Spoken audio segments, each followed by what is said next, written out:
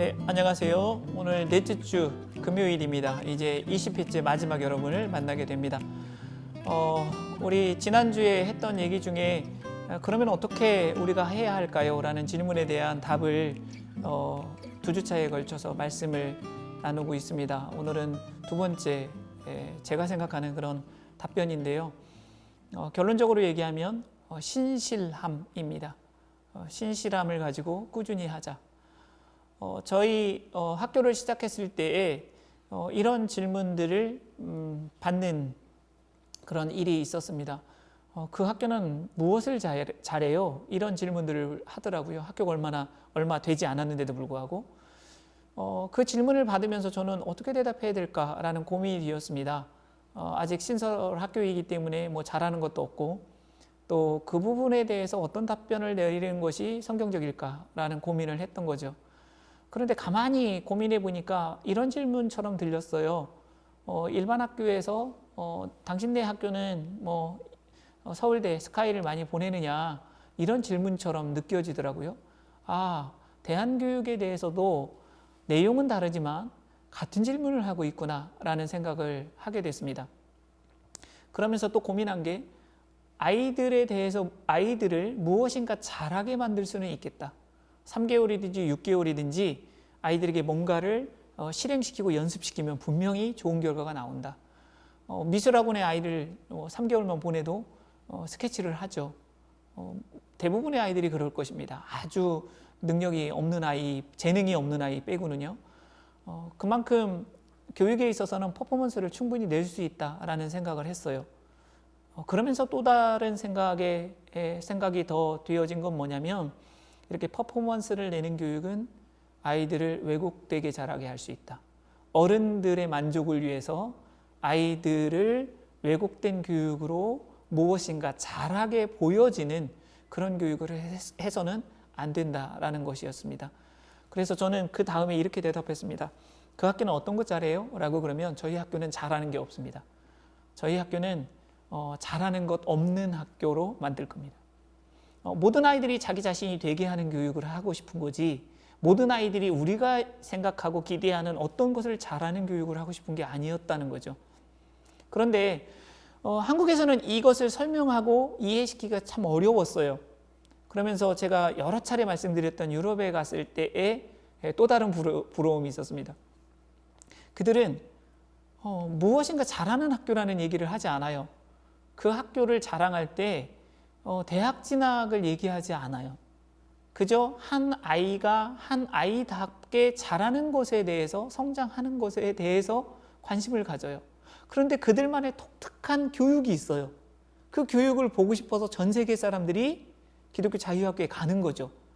무엇일까 보니까 그들은 교육의 핵심적인 원리를 성경에서 발견했다. 예를 들면 관계 이런 것들이거든요. 그러면 그것을 잘할 때까지 계속해서 개선해서 해냅니다. 그것을 10년, 30년, 50년, 70년, 100년을 하다 보니까 그 학교의 모든 영역이 그들이 핵심적으로 생각하는 교육의 원리의 맛이 곳곳에 들어간 거예요. 그래서 학교에 딱 들어가면 그들로부터 그 느낌이 저희에게 다가옵니다. 이들은 이렇게 친절하구나. 이들의 환대는 성경에서 경험한 것 같은 내용이구나. 대부분의 기독교 자유학교를 탐방했던 교사들은 돌아와서 가장 좋았던 게 무엇이냐라고 물으면 동일한 대답을 했습니다. 그들의 환대가 가장 좋았다. 그들은 그게 교육 속에 깊이 들어가 있어요. 기독교 교육 안에 가장 중요한 나그네에 대한 대접, 그것이 가치와 문화와 인격과 성품과 행동 모든 곳에 배어 있는 거죠. 그것이 그들의 교육이었습니다. 저는 20회 동안 여러분에게 새로운 방향 전환, 어쩌면 관점의 변화를 요구했습니다. 그러면 새로운 관점에 대해서 지난주에 여러분 배우십시오라고 권면해 드렸어요.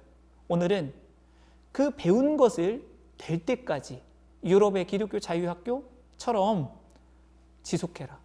꾸준히 해라. 개선해 가라.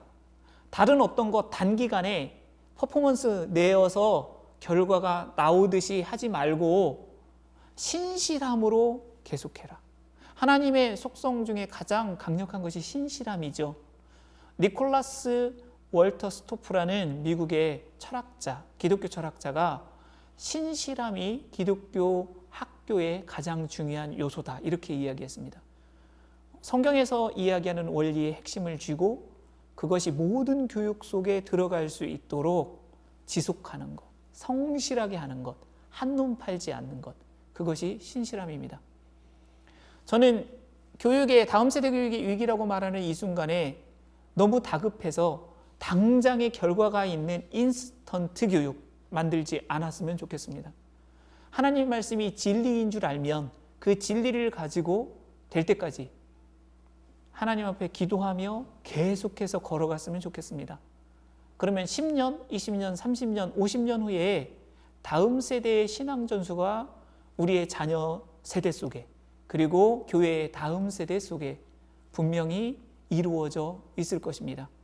존 스토트라는 분이 마태복음 중에 산상수훈을 해설했습니다. 그 책 제목이 인상 깊습니다. 한국말로 표현하면 기독교 대항 문화입니다. 기독교 대항 문화.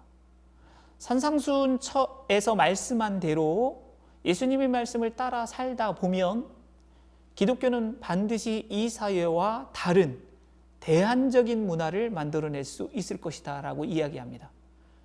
여기에서도 신실성을 이야기하는 거죠. 복음의 진리를 믿고 예수 그리스도의 가르침을 따라서 신실하게 살아라. 그러면 문화가 당연히 자연스럽게 형성될 것이다. 그런데 그 문화는 이 세상 사람들이 칭송하고 인정할 만한 다른 문화, 건강한 문화일 것이다. 이런 이야기를 하는 겁니다. 한국의 다음 세대 교육에 대해서 걱정 많이 하시죠. 또 부모님들은 자녀에 대해서, 신앙에 대해서 염려 많이 하시죠. 오늘 마지막 말씀드린 이 내용 기억해 주시면 좋겠습니다. 성경 말씀대로 신실하게 지속하십시오. 멈추지 마십시오. 네, 한 달 동안 여러분에게 다음 세대 교육에 대해서 이야기할 수 있어서 기쁘고 행복했습니다. 의미 있는 씨앗이 뿌려졌기를 개인적으로 소망합니다. 여러분에게도 하나님께서 함께 하시는 은혜, 그리고 여러분의 자녀와 여러분 교회의 다음 세대가 하나님 안에서 하나님의 백성 되고 하나님을 경외하는 그런 모습으로 성장하고 자랄 수 있기를 원합니다. 감사합니다.